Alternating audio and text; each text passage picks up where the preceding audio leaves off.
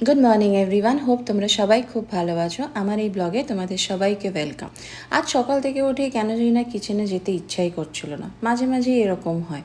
কিন্তু ছেলে স্কুল থেকে ফিরবে, রান্না তো করতেই হবে, তাই সবচেয়ে কম সময় চটজলদি একটা আমার মায়ের হাতের রেসিপি তোমাদের সঙ্গে আজ শেয়ার করছি।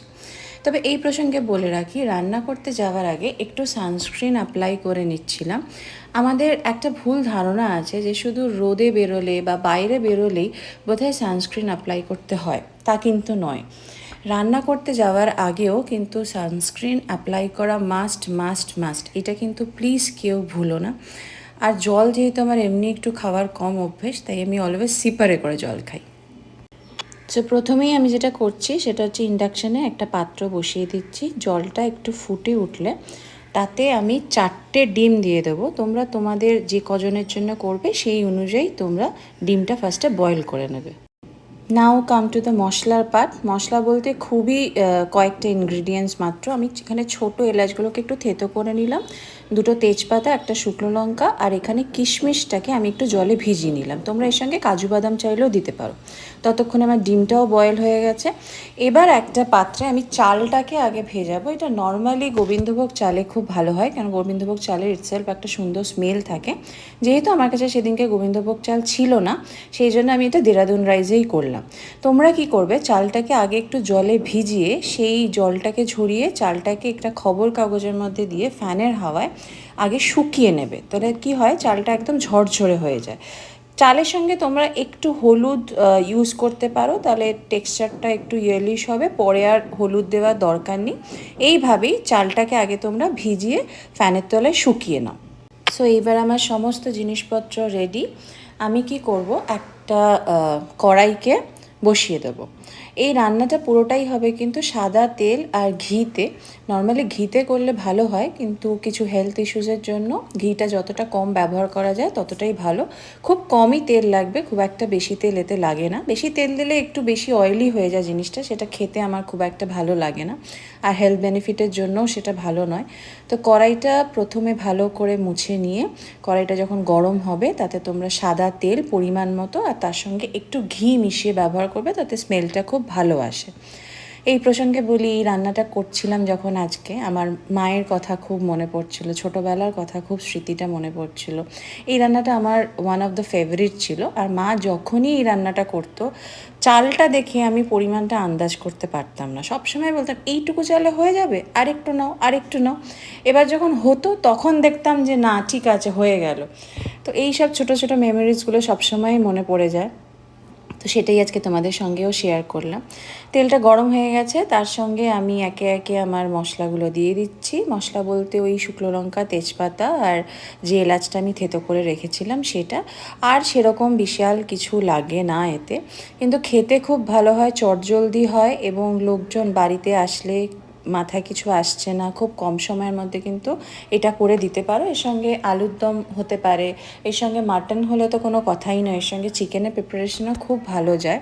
তো যেটাই তোমরা করবে, এটা ঠাকুরকেও তোমরা যদি বাড়িতে কোনো ভোগের অনুষ্ঠান হয় সেখানেও তোমরা নিরামিষভাবে এটাকে ব্যবহার করতে পারো, সেক্ষেত্রে তোমরা ডিমটাকে স্কিপ করবে। এরপর আমি যেটা করব সেটা হচ্ছে, যে চালটা আমি শুকিয়ে রেখেছিলাম সেই চালটা আমি দিয়ে দিলাম তেলের ওপরে। এইবার একটু নাড়াচাড়া করতে হবে। নাড়াচাড়া করতে করতে দেখবে তোমরা একটা আওয়াজ পাবে, মানে চালটা যখন একটু ভালো করে মিশে যাবে তখন দেখবে একটা চিটচিট করে আওয়াজ আসবে। তো তোমরা বুঝবে যে মোটামুটি চালটা একটু হালকা ফ্রাই হয়ে গেছে। তো এই অবস্থাতে আমরা জলটা দেব। এই প্রসঙ্গে একটা জিনিস তোমাদের একটু মেজারমেন্টটাকে ক্লিয়ার করে দিই। যে পাত্রটা মেপে তোমরা চালটা নিয়েছিলে, সাপোজ যেরকম আমি ধরো ওই বাটিটার 2 বাটি মতো চাল নিয়েছিলাম, তার মানে আমাকে জল নিতে হবে ডাবল, মানে 4 বাটি আমাকে সেখানে জল ইউজ করবে। তো তোমরা যে মেজারমেন্ট কাপটায় চাল নেবে তার ডাবল কাপ জল ইউজ করবে, এবং এই জলটা তোমরা একটু আগে থেকে গরম করে নেবে। তাহলে কি হয়, রান্নার সময়টা বাঁচে এবং সিদ্ধটাও তোমাদের ভালো হয়, এবং এতে গ্যাসটাও কিন্তু তোমরা সেভ করতে পারবে। মানে তোমরা যদি ঠান্ডা জল দাও চালটা সেদ্ধ হতে বেশি সময় লাগবে, যদি গরম জল দাও খুব তাড়াতাড়ি ওটা ইজিলি কুক হয়ে যায়। এইভাবে তোমরা কিন্তু ছোটো ছোটো টিপসগুলো ফলো করে গ্যাসটাও কিন্তু একটু সেভ করতে পারো। বাস দেখো আমার রেডি। এই কন্ডিশানে কিন্তু আমি নুনটা বা চিনিটা কোনোটাই দেবো না, তাহলে একটু সেদ্ধ হতে দেরি হয়। তো এরপর আমি একটা ঢাকা দিয়ে দেবো। ঢাকা দিয়ে এটাকে একটু হালকা আছে, প্রথমে আঁচটা একটু বাড়িয়ে দেবে, তারপরে আঁচটাকে একটু কমিয়ে দেবে। যখন দেখবে শেষের দিকে হয়ে গেছে তখন আঁচটাকে একটু কমিয়ে একটু দম দিতে হয়। এখন দেখো একটু চালটা মানে জলটা একটু শুকিয়ে এসছে, একটু ঝরঝরে হয়ে গেছে। এই স্টেজে এসে আমি একটু চিনি দেব, কারণ এই পোলাওটা একটু নোনতা মিষ্টি মিশিয়ে হয়, একটু ব্যালেন্স করার জন্য একটু চিনি দিলাম। আর ওপর থেকে একটু আমি কিন্তু ঘি দিলাম, খুবই কম, যেহেতু আগে আমি তেলের মধ্যে অলরেডি একবার ঘি ইউজ করেছি, সেই জন্য আমি এখানে খুবই সামান্য পরিমাণ ঘি ব্যবহার করব। চালের মধ্যে কিন্তু এখনও একটু জল ভাব রয়েছে, ময়েশ্চার রয়েছে। আমি গ্যাসটাকে একদম সিম করে দিয়ে এখানে 5 মিনিট কিন্তু একটা দম দেব।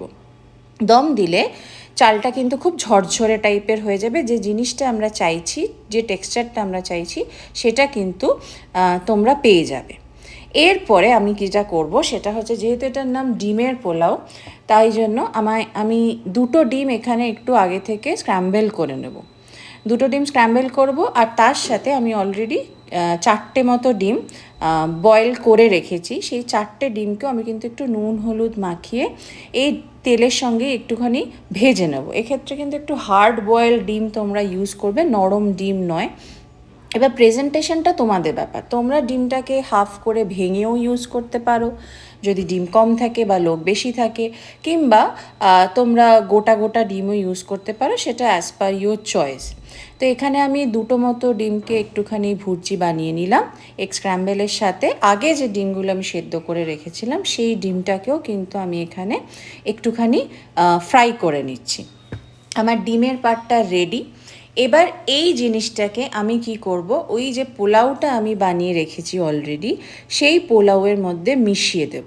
বাস এইটাই কিন্তু এই রান্নার মেন। যারা ডিম ভালোবাসে, বাচ্চারা বিশেষ করে ডিম ভীষণ ভালোবাসে।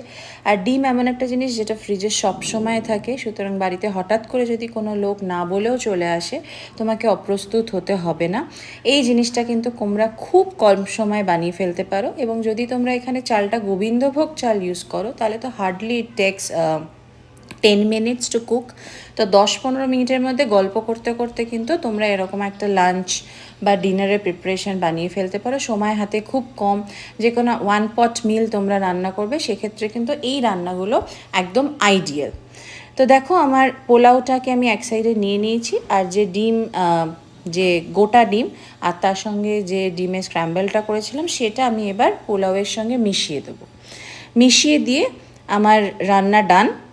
তোমরা ঘিটা এই মানে এই স্টেপেও কিন্তু ঘিটা এসে মেশাতে পারো। ঘিটা মিশিয়ে একটু হালকা সামান্য একটু গরম মশলা ওপর থেকে স্প্রিঙ্কেল করে দেবে, না দিলেও কোনো ব্যাপার নয়। দিয়ে তোমরা জিনিসটাকে ঢাকা দিয়ে রেখে দাও, তোমার রান্না কিন্তু একেবারে ডান। তাহলে কত কম সময় দেখো একটা সুন্দর চটজলদি রান্না হয়ে গেল। এটা যে কোনো কিছুর সাথে তোমরা সার্ভ করতে পারো, কিভাবে সার্ভ করবে সেটা তোমাদের ব্যাপার। রান্নাটা তোমরা প্লিজ বাড়িতে ট্রাই করো, কেমন লাগলো সেটা আমার সঙ্গে শেয়ার করো। তোমাদের কমেন্টস বক্সে যখন তোমাদের কমেন্টস পড়ি, ভালো খারাপ দুটো জিনিসই, তখন আমার খুব ভালো লাগে, মনে হয় যে আমি যে জিনিসটা ট্রাই করছি সেটা তোমাদেরকেও কিছু শেখাতে পারলাম।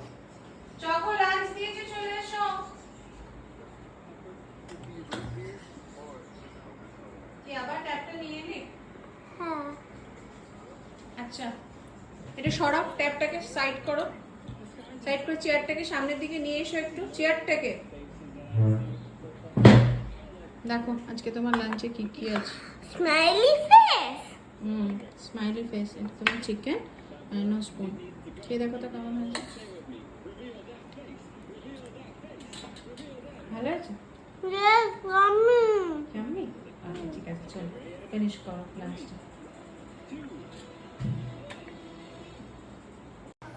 সো আজকের মতো আমার রান্না ডান। লাঞ্চ নিয়ে বসে পড়েছি আমরা দুজনে। চেষ্টা করবে বাচ্চাকে নিয়ে একসাথে খেতে বসতে, দেখবে এই সময়টা ওরা অনেক গল্প তোমার সঙ্গে শেয়ার করবে, আর এইভাবেই একটা গুড ফ্যামিলি বন্ডিংও গড়ে ওঠে। রান্নার প্রেজেন্টেশনটাও কিন্তু একটা আর্ট, অনেক সময় অনেক সামান্য রান্নাকেও কিন্তু অসামান্য করে তোলে। আজকের এই ব্লগটা তোমাদের কেমন লাগলো আমাকে প্লিজ জানিও, যে এই ডিশটা তোমরা রান্না করেছো কিনা আর খেতে কেমন হয়েছে। আজকের মতো এখানেই, সবাই খুব ভালো থেকো, টাটা।